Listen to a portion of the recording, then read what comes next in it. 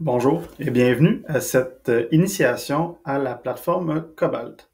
Mon nom, c'est Jean-François Gervais. Moi, je suis coordonnateur aux opérations au service des ressources matérielles et je suis en charge de déployer la plateforme Cobalt au sein de notre organisation. L'objectif de la petite formation d'aujourd'hui, c'est de vous expliquer dans un premier temps qu'est-ce que la plateforme Cobalt. Dans un deuxième temps, comment créer votre profil et comment vous connecter à l'application Cobalt. Et dans un troisième temps, de faire une petite démonstration de comment déclencher un événement dans la plateforme. Donc, qu'est-ce que Cobalt? Cobalt, c'est une application qui peut se décliner en site web ou en application mobile. Et cette application-là, ça sert grosso modo à signaler une situation d'urgence aux personnes qui sont concernées par cette situation-là. Par exemple, si vous avez un incendie dans votre bâtiment, vous le signalez dans l'application et ensuite toutes les personnes qui doivent être au courant qu'il y a un incendie dans votre bâtiment au sein de notre organisation le sont en même temps et peuvent interagir pour être sûr d'avoir un canal de communication unique pour cet événement-là. La plateforme, on compte la déployer officiellement au début du mois de septembre, donc pour l'année scolaire 2025-2026. Il y en a qui ont fait des tests avec moi au courant de la dernière année. On a pu peaufiner un petit peu certains processus. Et l'objectif, dès septembre 2025, est de signaler toute mesure d'urgence à l'intérieur de cette application. Pour accéder à l'application, vous devez dans un premier temps vous créer un profil pour y accéder. Bien important pour cette étape d'utiliser la version web de l'application et non pas l'application mobile. Donc, vous verrez à côté de moi, je ne sais pas de quel côté, là, je ne peux pas partager un hyperlien, mais je vais vous exposer les instructions pour que vous puissiez créer votre profil en réécoutant cette vidéo au besoin. Donc, créer un compte, allez sur le site web de l'application Cobalt, dont vous verrez le lien ici, puis toutes les indications que je vous donne vont être aussi dans le courriel que je vais vous envoyer avec cette capsule-là. Donc, vous créez, votre profil est déjà créé par moi dans l'application. Vous entrez un mot de passe et vous suivez les indications. Par la suite, vous allez être en mesure de pouvoir vous connecter soit sur votre ordinateur ou sur votre téléphone. La deuxième étape est de télécharger l'application mobile. Donc, tout dépendamment si vous utilisez un appareil Android ou un appareil iPhone, allez sur votre magasin d'applications pour télécharger l'application Cobalt Mobile Access. Une fois qu'elle va être téléchargée, vous pourrez ainsi entrer le profil que vous êtes créé avec les informations à l'étape 1 pour accéder à la version mobile de l'application. Je vous dirais que c'est cette version-là qu'on travaille beaucoup avec. C'est celle-là qui est plus facile à utiliser, c'est celle-là qui est plus facile à interagir avec les autres personnes. C'est possible avec un ordinateur, mais avec l'application mobile, disons qu'on est moins fixe dans l'endroit où on utilise l'application. Par la suite, configurez votre appareil avec les images que vous allez voir défiler ici à l'écran pour être sûr de recevoir l'ensemble des notifications, des sons, des messages, la réception de messages textes, la permission d'envoyer des notifications, bref. Les images ici vont vous expliquer comment configurer votre appareil convenablement pour utiliser l'application à son plein potentiel. De plus, je vous suggère d'entrer le numéro d'urgence que le centre de services scolaires a réservé auprès de la plateforme Cobalt. Donc, c'était impossible pour la plateforme d'utiliser notre numéro de téléphone, là, le 418-666-4666, pour envoyer des messages textes ou pour prévenir des employés de situations d'urgence. Ceci dit, le numéro suivant, le 1-844-771-4666, a été réservé. Donc, si jamais vous recevez un message de ce numéro-là, je vous suggère de l'enregistrer dans vos contacts et de l'appeler Urgence Cobalt, par exemple, pour être bien au courant que si vous recevez un message de ce numéro, ce n'est pas un numéro qui est malsain, disons-le comme ça. Une fois que votre profil est créé, vous êtes maintenant prêt à entrer dans l'application. Vous serez confronté à un menu vous sera proposé, puis-je dire, Et ce menu va vous proposer plein de protocoles que nous avons développés en partenariat avec la firme, mais aussi en fonction de nos plans d'urgence. Donc, vous pouvez aussi avoir accès à l'onglet Documents. Dans l'onglet Documents, vous avez notamment accès au plan de l'ensemble des écoles, peu importe vous êtes où. Donc, par exemple, pour l'école de la Ribambelle, vous avez accès au plan à l'endroit que vous voulez et quand vous voulez par l'application. Maintenant, pour déclencher un protocole, allez sur l'onglet Alerter et choisissez le protocole auquel vous êtes confronté. À titre d'exemple, aujourd'hui, je vais partir démonstration incendie.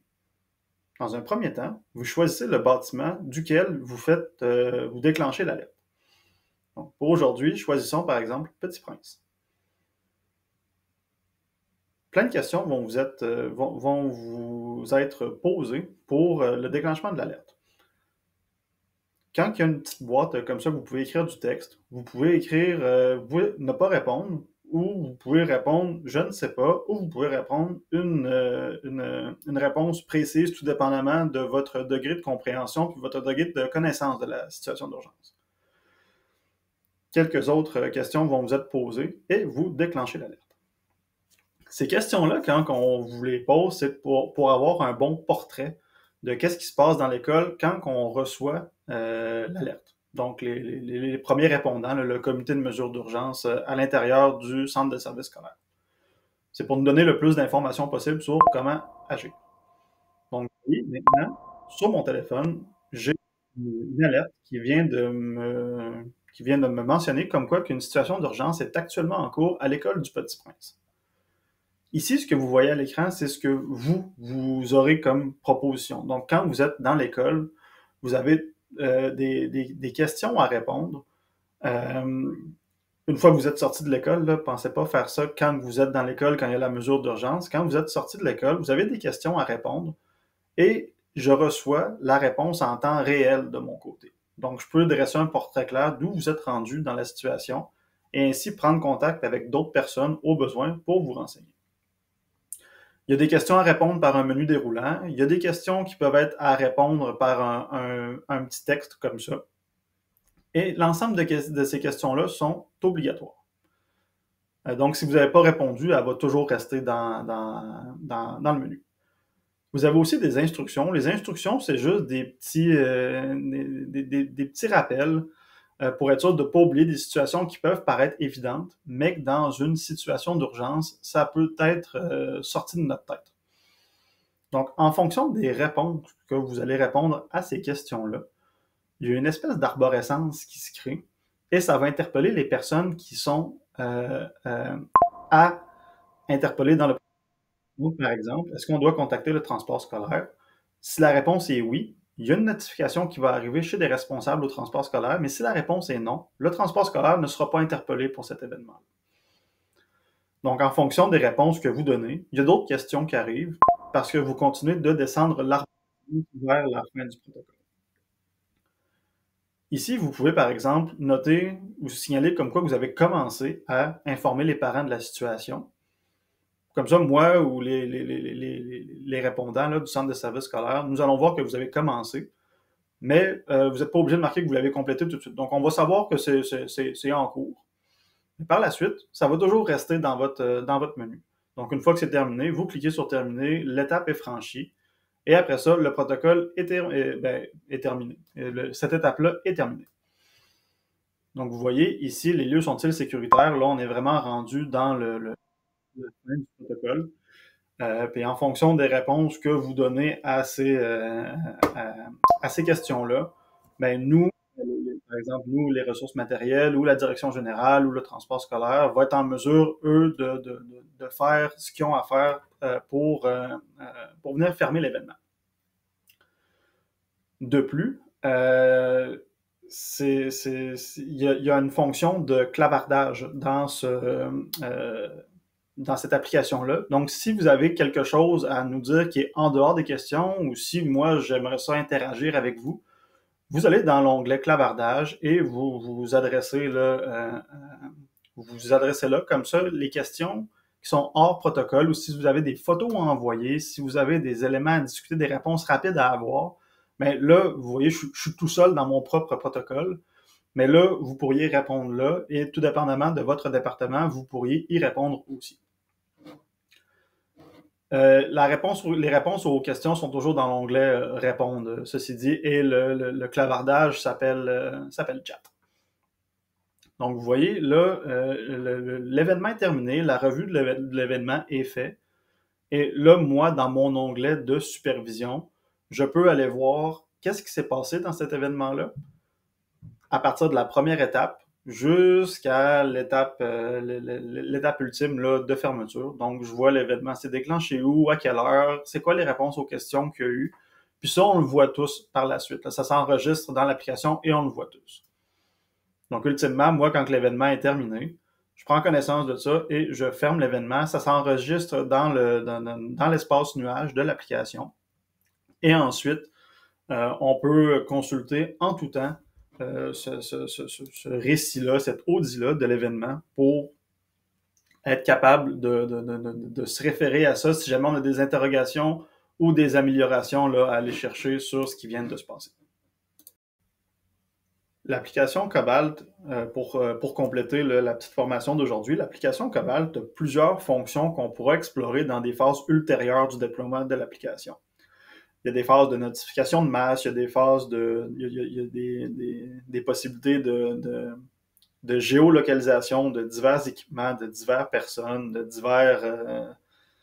par exemple, si on est en sortie scolaire, on pourrait décider de suivre l'autobus par cette application-là. On pourrait, bref, il y a beaucoup de possibilités, mais dans une première phase de déploiement, on va vraiment se concentrer sur la phase qui est le signalement des mesures d'urgence. Si jamais vous avez des questions par rapport à ça, vous désirez explorer davantage l'application, vous avez de la misère à vous rendre à quelque part, n'hésitez surtout pas à me contacter par courriel, par Teams ou par téléphone, là, peu importe. On prendra un moment pour regarder ça. Puis si jamais vous voulez qu'on fasse des tests avec votre bâtiment, qu'on voit qu'est-ce qui pourrait avoir comme particularité si vous voulez impliquer d'autres gens à l'intérieur de votre bâtiment avec cette application-là, n'hésitez surtout pas. On va être là pour vous épauler, on va être là pour vous aider. Ça va nous faire grand plaisir. Donc, je vous remercie d'avoir été attentif à la présentation d'aujourd'hui et au plaisir.